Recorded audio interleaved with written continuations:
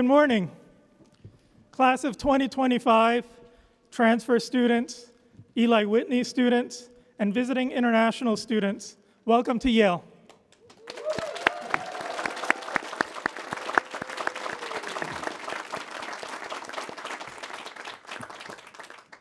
I am Marvin Chun, Dean of Yale College, and joining me on this platform before you are the officers of the university, the heads and deans of the residential colleges, the deans and staff members of the Yale College Dean's Office and Athletics. We are so pleased to be with you today in person.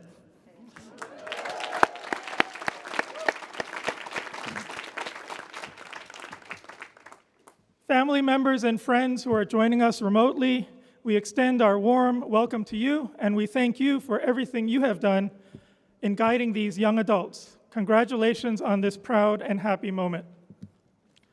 Class of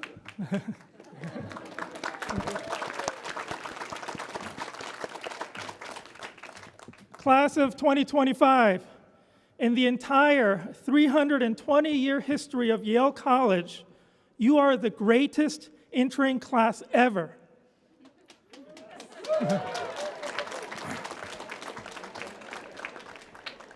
In number, with 1,815 of you joining as new students this year. And for the first time in at least half a century, we are hosting opening assembly on cross campus. This is a place that you will come to know well because you will be spending so much time here. In Sterling Memorial Library behind us, and in Bass Library below us. Surrounding this group are 3 of the 14 best residential colleges in the world. Behind you on your left, Grace Hopper College. At your front left, Trumbull College. And flanking the platform, Berkeley College, where my wife, Professor Woo Kyung-an, and I raised our 2 children when I served as the head for 9 years. I literally lived right there on your right. And also to your front left, there is the women's table designed by alumna Maya Lin, celebrating what is now 152 years of coeducation at Yale and 52 years of coeducation in Yale College. To your far right, a block away, yes, coeducation.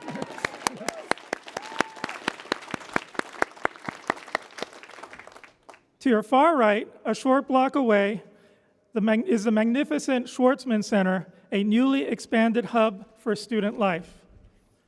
Our campus, more grand than ever, is embedded within the city of New Haven, also more vibrant than ever. And within what is now the state of Connecticut, Yale acknowledges that indigenous peoples and nations, including Mohegan, Mashantucket Pequot, Eastern Pequot, Schaghticoke, Golden Hill Paugussett, Niantic, and the Quinnipiac and other Algonquin-speaking peoples have stewarded through generations these lands and waterways. We honor and respect the enduring relationship that exists between these peoples and nations and this land. In my role as dean, I have the privilege of supporting President Salovey's mission for Yale to be the research university most committed to teaching and learning. What that means is that I am here to make sure that you get the best liberal arts education and extracurricular life that Yale has to offer in the classroom and outside of it. A good part of what you will learn here will come from the faculty who will teach you in the classes you take, while much will come from your peers and colleagues around you. Taken together, these teachers of yours will give you the liberal education that is Yale's hallmark. And by the time you graduate, you will have furnished your mind in the broadest possible sense, not by pursuing narrow specialized study, but instead by searching for new knowledge, new perspectives, new ways of looking at the world, and by adding your own. If you make good use of this place, you will discover fields of knowledge that are completely new to you and that you have never heard of, and you will open yourselves to them and learn from them. To help you get as much as you can out of your 4 years here, you will get plenty of advice along the way. And here is some of my own to get you started. Before you even start thinking about academics or world domination, Start with the basics. Take care of yourselves, and not just your own self, but the people in your lives. Start by listening to what your parents and guardians have been telling you all along. Get enough rest and sleep, eat healthy, exercise, and spend time with your friends. In the excitement of the discovery awaiting you, it's easy to forget this good advice, so remember it in the months and years ahead. And there's more beyond these basics, and it's just as important if you want to flourish here. This past summer, the Olympic Games were held in Japan, and one of the biggest international stars was American gymnast Simone Biles. She is arguably the greatest gymnast of all time. She has won 32 Olympic and World Championship medals, including 4 gold medals in the 2016 Olympics. She can perform routines of unprecedented difficulty, and basically she can fly. With her performance at its peak and expectations higher than ever, it seemed like a foregone conclusion that she would take home every gold medal in women's gymnastics. But she started off poorly and then pulled out from most of her events because of the twisties, a disability that caused her to lose her awareness of her balance and body position, both critical to performing complex gymnastic routines. Pushing forward risked serious injury. And so to front page headlines, Simone abruptly withdrew from most of the competition. Her choice did prevent her from becoming injured, but it did more than that. It also gave her teammates the chance to compete and to gain both individual and team medals themselves. Simply put, she showed how taking care of yourself can also be a way of helping others. Some people say that winners should never quit, that they should always grind forward, sacrificing everything, even their health and safety. According to this philosophy, withdrawing is a sign of weakness. I disagree. I am a neuroscientist, and I do not distinguish between the mind and the body. I see performance, brain fitness, and mental health as interdependent. I applauded Simone's choice. So did many professionals who saw her withdrawal as a sign of strength. She had the maturity and confidence to step back, to avoid injury to herself, and to avoid putting her teammates at a disadvantage. Simone did not succumb to outside pressures to gain more medals. She did not need them to feel valued and respected. And whether she knew it or not, performance research shows that people achieve their best when they're not trying too hard, but instead striking the right balance of exerting themselves and relaxing. You need both. And so I ask that you learn from Simone's champion mindset. Every single one of you has earned your spot to be at Yale, the Olympics of higher education. You do not have to count on any test, assignment, or grade to prove your worth. What's important now is to enjoy the process of learning and being in community with each other. You will feel stressed at times. Yale will surely challenge you. But it's important to pace your efforts, and sometimes that means stepping back, taking a deep breath, and accepting help. And you will find people everywhere who can provide it. Faculty members, heads, deans and directors, advisors, counselors, coaches, chaplains, Yale Health, Yale College community care clinicians and wellness specialists, and your friends and family members. But also remember this: most of the time, others cannot remove the pressures that you feel. You need to do it for yourself. Caring for yourself and caring for others will help you learn from each other, and that is a lesson that will enrich your time here. Yale brings together the most interesting students from all around the world so that you can all teach each other new ways of understanding. You have all earned a place in this community because of the promise you have shown in what you will contribute to it. When you get to know your friends joining you this year, you will find that you come from every possible walk of life, bringing with you every imaginable talent, every experience, every worldview. Learn how to draw on your different backgrounds, views, talents and interests, and how to see the world through each other's eyes. Here's a quick demonstration. It's one that shows a fundamental principle of psychology of how we all experience the world differently. Your program has an inserted side, the one with a graphic. Take a look at it now. Look at the top image of the insert, and you'll see an ambiguous figure that can be seen in at least two different ways. Name out loud what you see. Thank you. So some of you saw a duck, some of you saw a rabbit, and of course, if you step back, you can try to see it another way, the other way that you didn't see it at first. Can you see it both ways? Okay, good. If you can't see it both ways, we can talk to your dean. So the way this works, to help you along, the duck's bill, pointing up to the top left, forms the rabbit ears, and the rabbit's nose, facing right, is the back of the duck's head. Now look at the cartoon on the bottom of the page. There are two armies facing each other. Each army is brandishing a flag that has the same ambiguous duck-rabbit figure on it.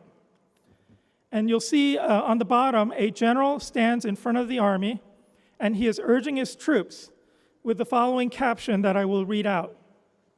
The caption for this cartoon is, and this is again the general speaking on the bottom, trying to rally his troops. He's saying, "There can be no peace until they renounce their rabbit god and accept our duck god." It's a New Yorker cartoon. And so the message here is, how can we help everyone understand that they are serving the same flag? Our perceptual interpretations, our memories, and our thoughts are all constructs of the mind, and they differ across people, even when considering the same object, event, or evidence. Yale will expose you to views different from your own, and when it does, you can start by finding common ground with people when you don't agree with them. As Yaleys, as our newest members of Bulldog Nation, you are all under one flag. And with the sophomores, juniors, and seniors, the alumni, faculty, and staff, and with each other, you have common ground, an immediate shared bond that goes deep to the intellectual curiosity and the commitment to community that have brought you all here. You have just arrived at a place that values difference and actively seeks it out. It is how professors and students find and test knowledge, and it is how the university equips its students, that's you, to become leaders and citizens of the world. But here, the value of seeking difference is even more than that. Here it is taken as an article of faith. It is the coin of the realm. It is one of the bedrock principles that governs us in and out of the classroom. Let me assume that you have come here not only to find knowledge, but also to learn how to live lives of consequence. If that is true, you have come to the right place. As you take your first steps, then you will need to become comfortable with difference, not just to accept it or tolerate it, but to insist on it. You will find guides everywhere in the classes you will take, the activities you join, and most of all, from the people joining you right now, your peers and classmates. All of them are part of the liberal arts education that awaits you. Your life at Yale has started, as it does, here's what I hope you will do. Keep an open mind, defer judgment, cultivate your patience, and show grace. If you are a duck person, go find those rabbit people and find common ground with them. If you are studying all duck courses, go find the rabbit courses and see what they can teach you. And when you find yourself rallying around a duck flag, take a good hard look at that rabbit flag across the field and the people rallying around it, and remember that you are all Yaleys. Members of the class of 2025, transfer students, Eli Whitney students, visiting international students, you belong to Yale, and Yale belongs to you. Welcome.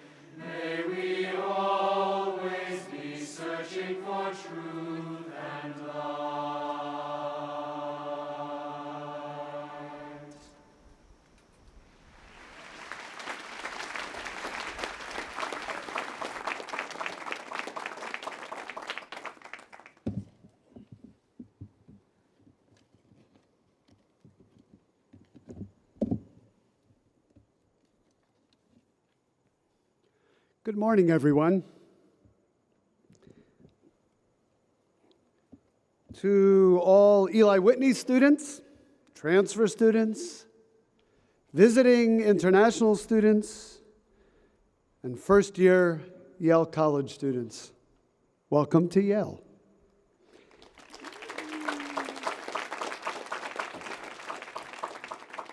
Let me begin by saying it is good, really good, to see you here today. And many families and loved ones are watching today's ceremonies online.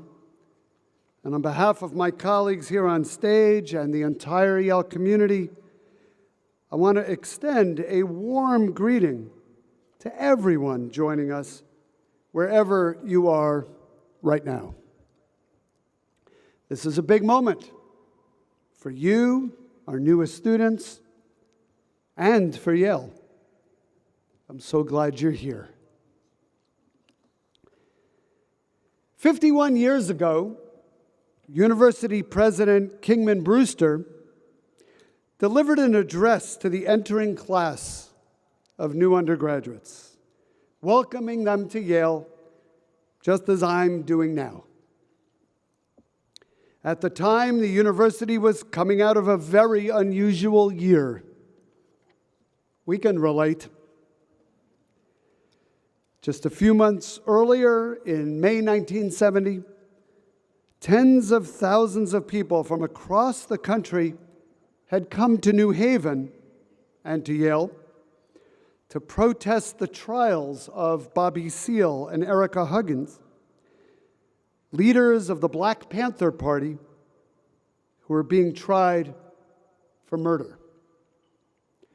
Thousands of National Guard troops had been deployed to the city, as some expected the protests to turn violent. The situation was extremely tense. Fortunately, reason prevailed. The protests remained largely peaceful, and no one was seriously injured, let alone killed. Still, these events rocked Yale's campus. War was raging in Southeast Asia. Movements for civil rights and women's rights were heading in new directions. And across society, it seemed like a younger generation was rising up to challenge the old guard.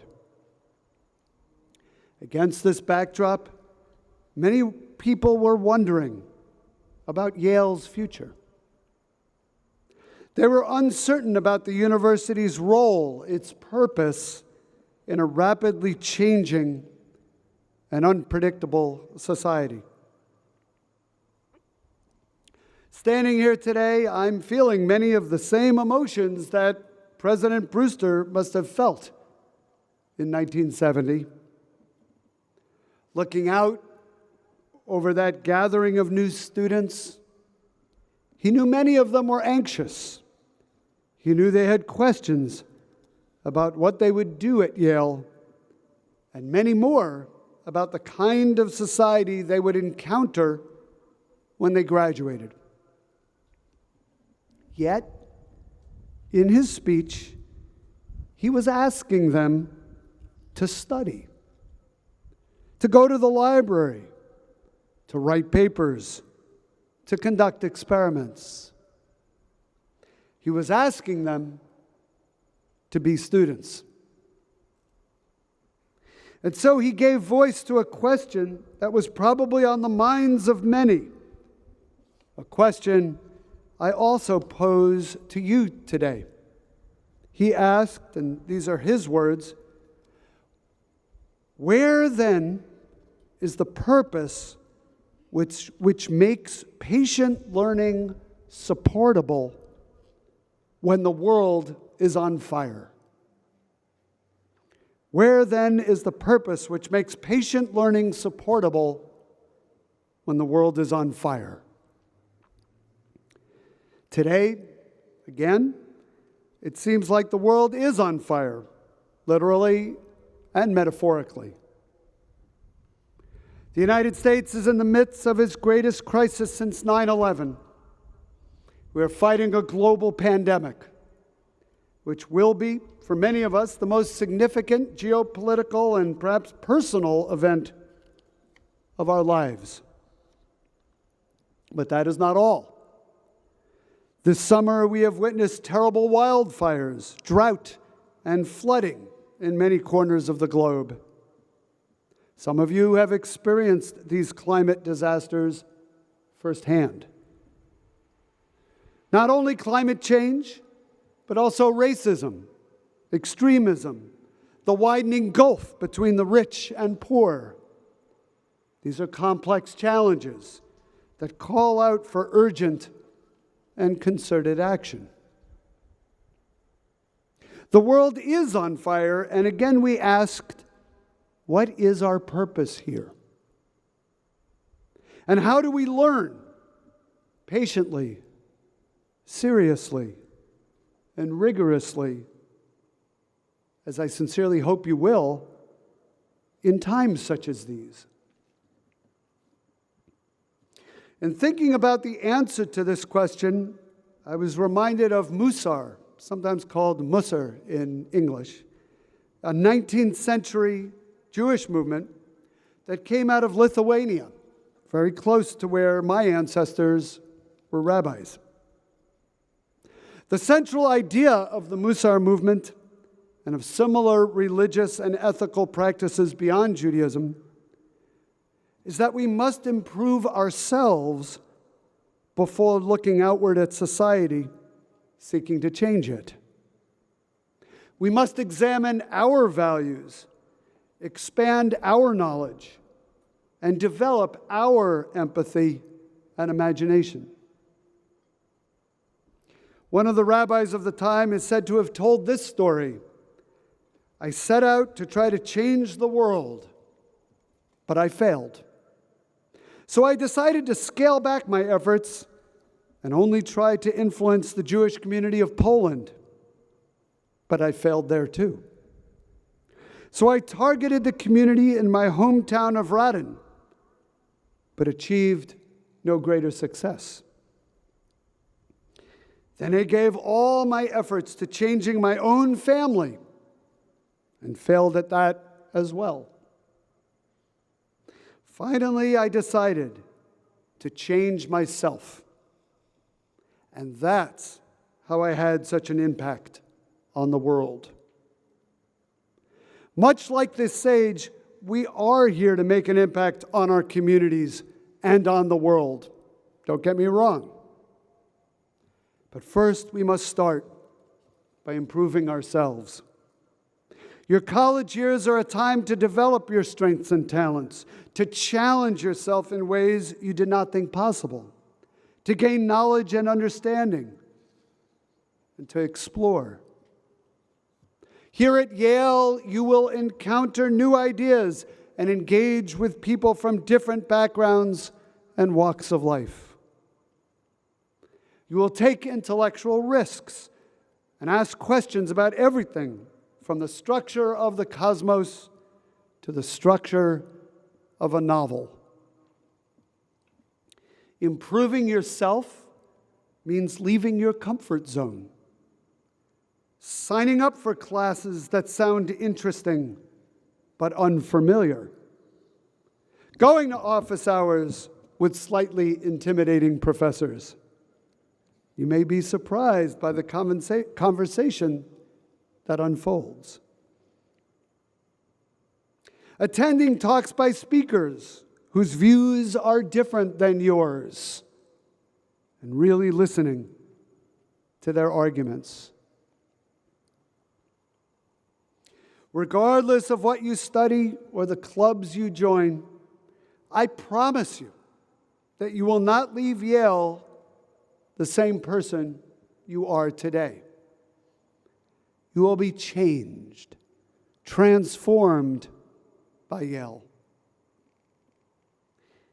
We know that you are ready for these challenges, and we are excited to see what contributions you will make to Yale, how you will write new chapters in our shared history in the coming days, weeks, and years.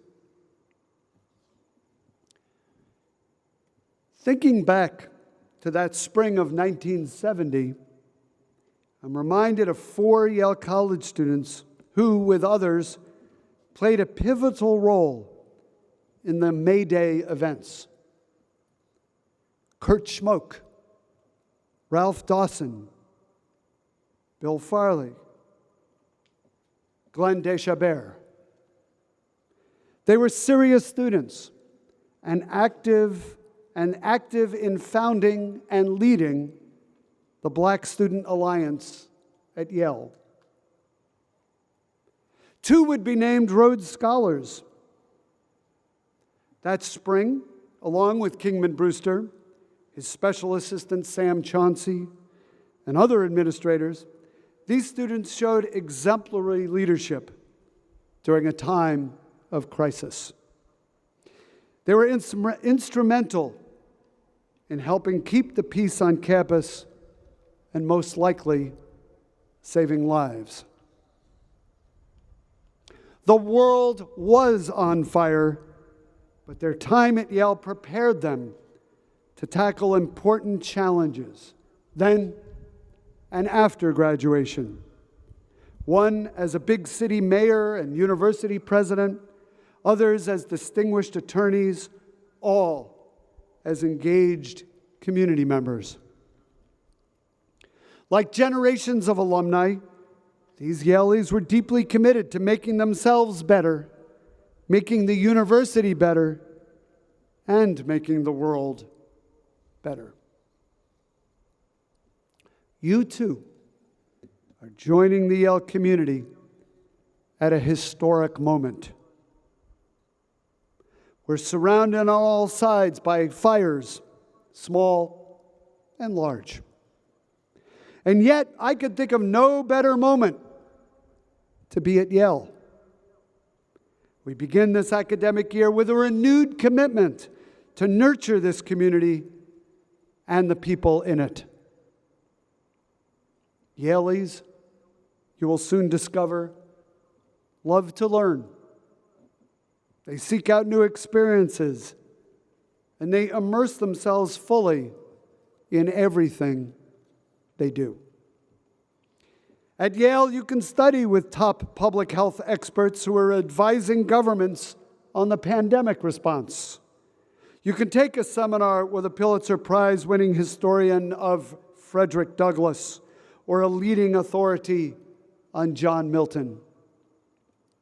You can conduct research alongside faculty members in over 1,200 laboratories. Yale's great strength, now as always, is that we learn from and are inspired by one another. Although we come from different places, we share a common purpose, and that is to improve ourselves so that we can improve the world. Yale's mission statement expresses our highest ambitions. It says in part, Yale is committed to improving the world today and for future generations. It goes on to say, Yale educates aspiring leaders worldwide who serve all sectors of society. You are those aspiring leaders. And this mission is our answer to the question my predecessor asked over 50 years ago. I believe the patient learning President Brewster spoke of means deep engagement in your studies. It means challenging your thoughts and beliefs. It means expanding the frontiers of knowledge, your own, and then the world's. It means using your time at Yale to prepare for the trials ahead. In this sense, patient learning is not only supportable, but essential if we are to fulfill Yale's mission and indeed improve the world. I will end with lyrics written by one of my favorite folk singers, Woody Guthrie, in his song, World's on Fire. His words are only too applicable.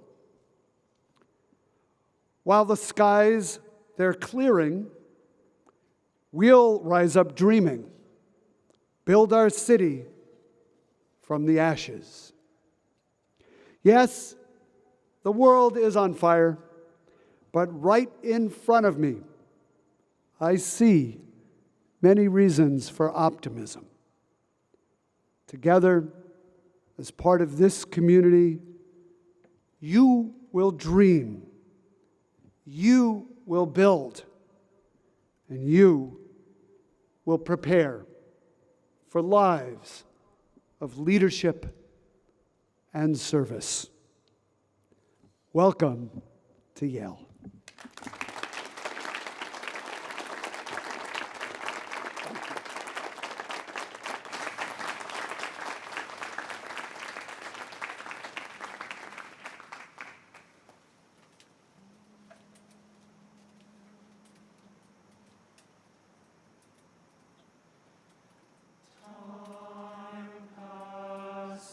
Quickly,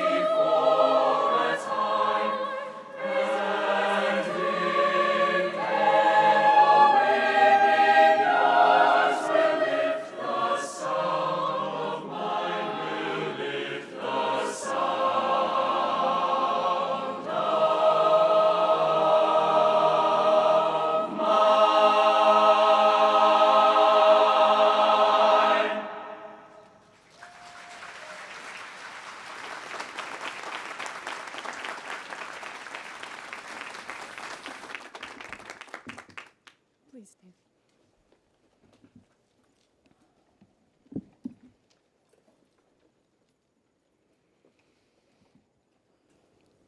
My beloved Yale family, as we ready ourselves to step out onto new ground in this daunting yet inspiring liminal space of the unknown next, we begin a poignant turn of goodbyes and hellos that invite laughter, tears, challenge, choice, discovery, and pride. Let us go forth with deep trust in certain knowledge that in this place, each and every one of us is welcome, that in this place, we will both stumble and soar, that in this place, love surrounds us, beauty can surprise us. In this place, light and truth awaits us. On this day and every day forward, may all that is holy shine upon us and tenderly bless our every breath. May we go in shalom, in salam, in shanti. May we go in peace. Let us begin.